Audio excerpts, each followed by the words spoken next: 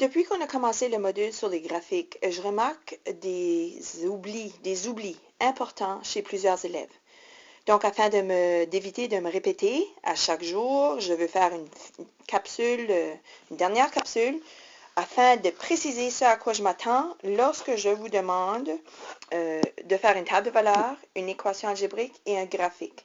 Car ce sont 3 tâches répétitives. Pour chaque problème, pas mal chaque problème, on te demandé ces 3 éléments ici. Donc, on va en faire un à la fois afin de nous assurer que rien soit oublié.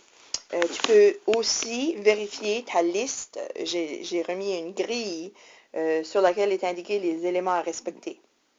Donc, pour sauver du temps, j'ai commencé déjà, une fois que j'ai fait la lecture du problème, j'ai fait ma table de valeurs. C'est assez simple.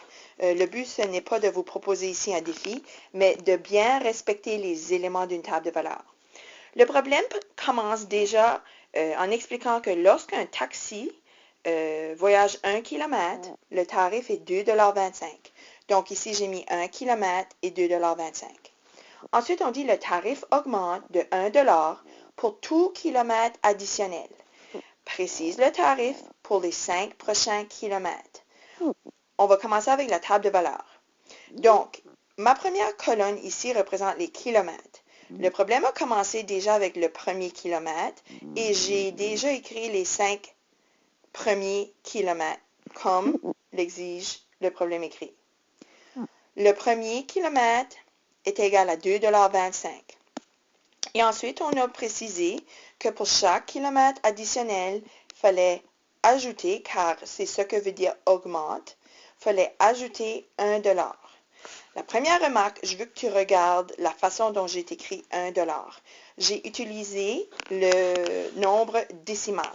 C'est super important car il y en a d'entre vous, vous allez vous souvenir qu'on avait un problème semblable où il fallait ajouter des sous. Exemple, 42 sous. Et il y en a plusieurs qui ont représenté 42 sous avec l'entier 42, ce qui change drastiquement les données de ta table de valeurs. Donc, ma première remarque est de toujours respecter le chiffre tel qu'il est indiqué et la façon, le format dont il est écrit dans le problème écrit. Donc, ce que j'ai fait, c'est que j'ai ajouté 1 $ afin de trouver après 2 km, 3,25 $. Après 3 km, 4,25 $ et ainsi de suite.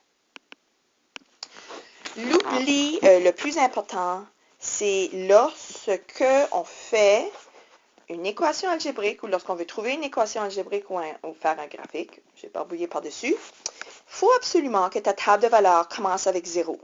Maintenant, le problème t'a induit en erreur car on te dit après le premier kilomètre. Donc, plusieurs d'entre vous allaient être portés à commencer votre table de valeurs à 1. Je ne vous demanderai pas de tout effacer. Par contre, je voudrais voir ce que donne le tarif à 0 km. Donc, ça serait reculer et ajouter peut-être en haut des sous-titres, kilomètre tarif, le tarif à 0 km. Il n'est pas 0. Ce que tu vas faire, c'est l'opposé du calcul ici qui est une addition. L'opposé d'une addition, c'est une soustraction. Donc, à 2,25 $, qui est ton premier tarif, au lieu d'avancer de plus 1, tu vas reculer, donc tu vas faire une soustraction de 1 $. Donc, 2,25 $ moins 1 $ donne 1,25 $. Si tu peux commencer ta table de valeurs avec 0, c'est super. Mais si tu oublies, tu n'as pas à tout effacer. Par contre, tu ne peux pas le laisser comme ça. Tu dois absolument faire un recul et me dire, bon, ben, à 0 km, c'est-à-dire que j'embarque dans le taxi et, ce qui est souvent le cas, il y a un tarif de base. Donc, tu dois déjà payer 1,25 $ sans que le taxi ait même avancé. Ça, c'est une remarque numéro 1. C'est un oubli que je souhaite qui arrête très prochainement. La deuxième partie concerne l'équation algébrique. Et je dis bien équation. Équation. Je me suis permise de préparer la table de valeurs, vous allez remarquer qu'il y a un espace entre ma première colonne qui était les kilomètres. J'ai ajouté X pour que tu n'oublies pas que la première colonne représente toujours X et que la deuxième colonne représente toujours Y. Donc, c'était mes tarifs. C'est super important lorsque tu vas faire un graphique de te souvenir que la première colonne représente l'axe des X. Maintenant, si je cherche l'équation, vous êtes habitué avec des expressions. Le transfert par contre d'expression à équation semble être difficile pour certains. On a remarqué ici, dans notre colonne des Y, des tarifs, qu'on était toujours en train d'ajouter $1. Donc, le facteur constant était 1. Oui, on l'ajoutait et c'était important pour trouver le tarif. Mais lorsqu'on cherche l'équation, l'addition n'est pas importante, c'est le facteur constant qui est important. Une fois que je détermine que c'est toujours 1, je vais traverser à la colonne des Y et je vais vérifier en faisant ma multiplication. Est-ce que mon $1 fois 0 me donne le bon tarif? $1 fois 0 me donne 0. Moi, je cherche $1,25. Donc, s'il manque quelque chose, c'est une addition. En 7e année, c'est toujours une addition. Donc, il manque $1,25. Donc, $1 fois le 0 plus $1,25 finalement me donne $1,25. Je vais essayer toujours 3 fois. Là, j'ai barbouillé sur mon 1, là, mais je vais faire mon possible. Donc, si je prends le facteur constant qui était $1, $1 fois 1, $1 fois 1 égale à 1. Moi, je veux $2,25. Donc, qu'est-ce qui me manque? $1 fois 1, ça donne 1, plus $1,25. Est-ce que ça me donne $2,25? Oui. Là, je vais changer de couleur pour qu'on puisse peut-être mieux voir.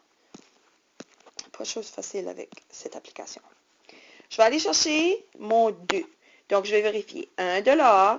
Remarquez, je prends le temps d'écrire sous forme, même avec difficulté, car je n'ai pas mon stylet.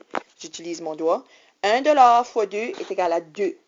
Moi, je veux $3,25. Donc, si j'additionne mon $1,25, ça va me donner mon $3,25.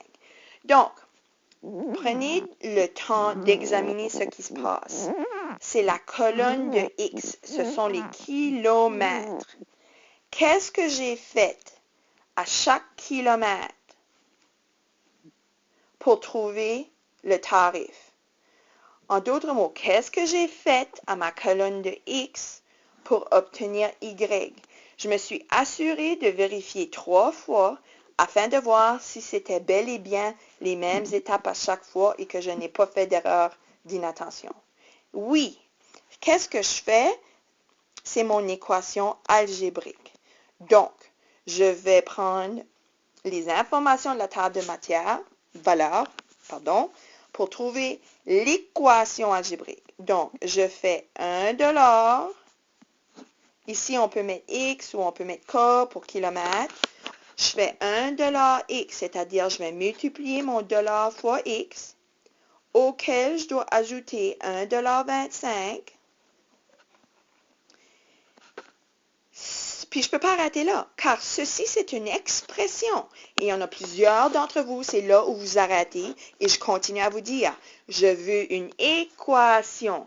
Et toi, si tu m'écris ceci, c'est une expression et tu le retiens mal. Une équation oblige un signe d'égalité. Donc, $1 fois X plus $1,25 me permet de trouver Y. Donc, égal Y. Moi, j'ai vu des élèves, puis là, c'est plus long que prévu, là, désolé, mais moi, j'ai vu des élèves écrire $1 K pour kilomètre plus $1,25 égale à T pour tarif. C'est vraiment pas beau là, car ce n'est pas sur une ligne droite, mais je pense que vous comprenez l'intention. Mon intention est, assurez-vous de faire un travail à l'intérieur de la table de valeur. Assurez-vous de prendre votre facteur constant et le traverser de l'autre côté. Assurez-vous de vérifier 3 fois si la multiplication est suffisante ou si vous avez besoin de l'addition d'un autre nombre. Cet autre nombre-là est souvent oublié. Et assurez-vous, lorsque vous précisez l'équation, que vous me précisez c'est égal à quoi. On procède au graphique. Donc, les éléments absolument essentiels lors d'un graphique. J'ai ma table de valeurs ici. J'ai mon axe des X. Chic ici, on représentait les kilomètres. Donc, moi, j'ai l'habitude de tout de suite écrire mes titres, mes sous-titres et mes titres. Donc, ici, on aura les kilomètres. Ici, on aura le tarif. Oh, Star, j'ai mon doigt là qui écrit très mal. Donc, je vais abrévier. Tarif par kilomètre. Donc, une des premières choses que je regarde, as-tu ton grand titre? As-tu tes deux sous-titres? Ensuite, j'ai demandé des tirets. Donc, si tu décides de sauter une ligne, je veux un tiret pour représenter 1. Je veux un tiret pour représenter 2. Tiret 3. Tiret 4. Tiret 5. Maintenant, tu vas remarquer, j'ai des lignes pointillées ici pour représenter l'axe des X. C'est que je ne voulais pas faire la ligne à la main. J'ai fait dans la mesure du possible une ligne qui passait par-dessus la ligne noire de ma feuille quadrillée. Les élèves, c'est très évident si vous faites l'axe des X à la main. Elle n'est pas aussi droite. Et dans ce cas, sans hésitation, je te demanderai de recommencer. Même chose pour l'axe des Y. Donc, j'ai placé mes tirets pour l'axe des X. Maintenant, je vais sauter une ligne, puis je vais placer mes tirets pour l'axe des Y. Remarquez aussi que je vais avoir exactement les mêmes données de ma table de valeurs dans mon graphique. Donc, X, 1, 2, 3, 4, 5. X représente toujours les chiffres consécutifs. Y par la suite. Oh, puis on va faire notre mieux.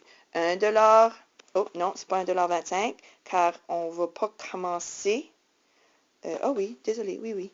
1,25$ ici. Oh, c'est vraiment pas bon. 2,25$. Si je pouvais le mettre vis-à-vis, je le ferais. Essayons voir pour le 3,25$. C'est peut-être mon meilleur.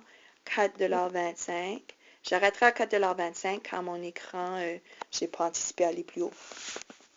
L'importance ici, c'est d'assurer que ton point d'origine n'est jamais autre nombre que ton 0,0. Donc, si je remarque ma table de valeurs, à X, lorsque X est 0, Y est 1,25$. Donc, X 0, Y 1,25$. Et je mets mon point ici. Je mets mon point sur l'axe des Y. À 1, je dois respecter ce qu'on me dit ici. 1 est égal à 2,25$. Donc, j'avance de 1, je monte jusqu'à 2,25$ et je mets mon point ici à 2,25$ dans la mesure du possible. À 2, je vais mettre 3,25$. À 3, je vais mettre 4,25$ qui se trouve là où est mon grand. Le principe, je pense, est bien compris. Lorsque tu fais un graphique, je veux toujours voir ton 1, 2, 3 sur l'axe des X. Ensuite, ça sera à toi de déterminer est-ce que j'ai besoin d'un bris ou non concernant l'axe des Y. Mon premier saut est de 1,25$. Par la suite, tous les autres sauts sont de 1$.